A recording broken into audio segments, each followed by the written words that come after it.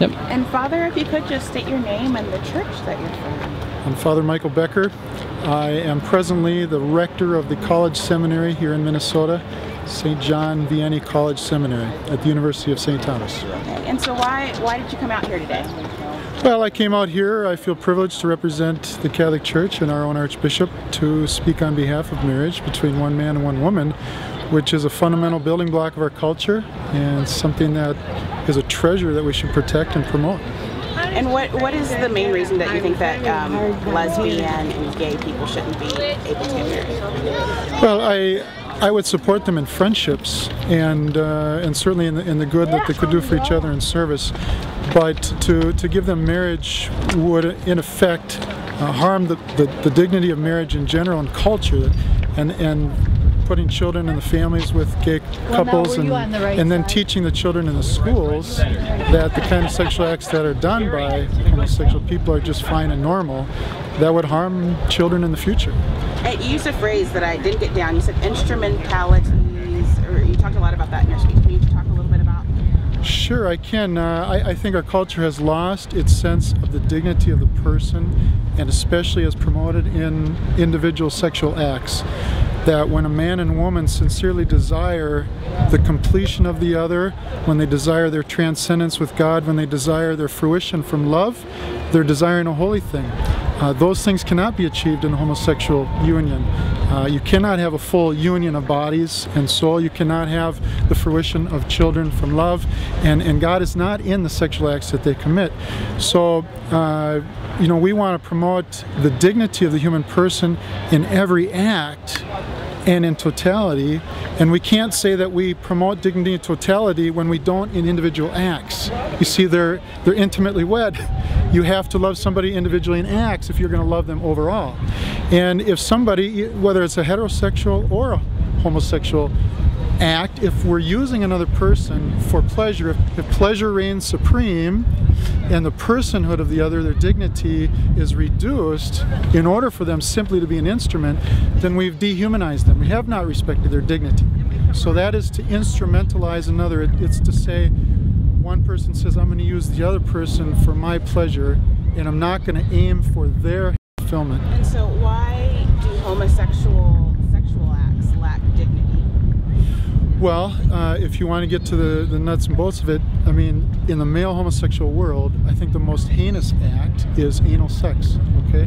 Now, if anybody were to think about that in truth, they would say one person is being harmed by this act, which is why there's so many gastrointestinal afflictions that come to male homosexuals who do this, and other kinds of afflictions.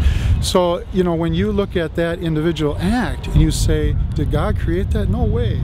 And would you ever want one of your children or grandchildren to be submitted to that kind of act? No. And even oral sex, one person is essentially instrumentalized for the pleasure of another, and that could be done in, heterosexual or homosexual.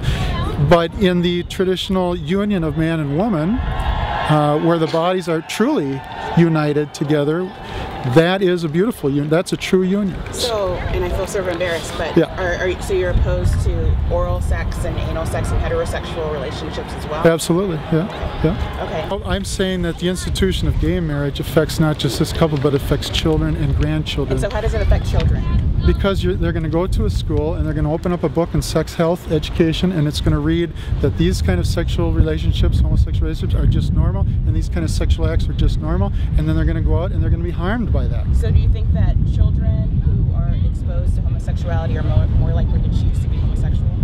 I think if they're harmed by homosexuality, there's a greater percentage chance that they would act out that way. Exposed. They recognize that there are gay people in the world. They're in a history book. It talks something about Proposition 8. Is that going to? Well, recognizing that there are gay people in the world is just a fact, but saying that it's normal to act in a gay way, and that you could be gay, to give them the idea in their mind, maybe even confuse them, that could be very harmful. Do you think you can make a choice to be gay? I think that the experience is not something that people can just turn on and off like a light switch, no. But how they deal with it is a choice. Would I act out or would I pursue chastity is a choice for every individual. And in our culture today, we almost can't find people who will tell us chastity is a potential. You can have self-possession.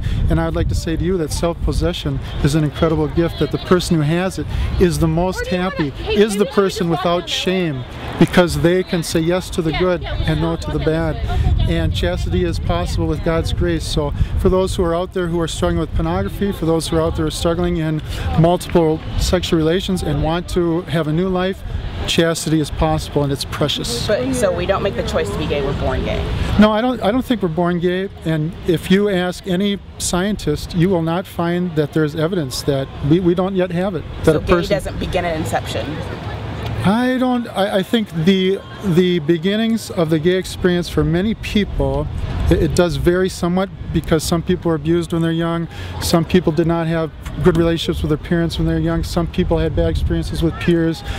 And so I think we're definitely experiencing people who are socially formed. Is there some kind of chemical component? We haven't found anything to prove that yet. Have you found that yet? Well, for example, like my friend Anthony, our videographer. Yeah, like I'm Anthony. pretty sure he's gay. Yeah. I'm pretty sure he's looks always like been gay. He could be. He looks like he could be gay? Well, yeah, the way he does his hair and so on. Yeah. I'm pretty sure that he's never in his life been attracted to women, sexually attracted to women. All right. And so I'm pretty comfortable saying that he was born gay. Well, that's a theory, and you prove that. You prove it to me. Have you ever been sexually attracted to women? No, I have not.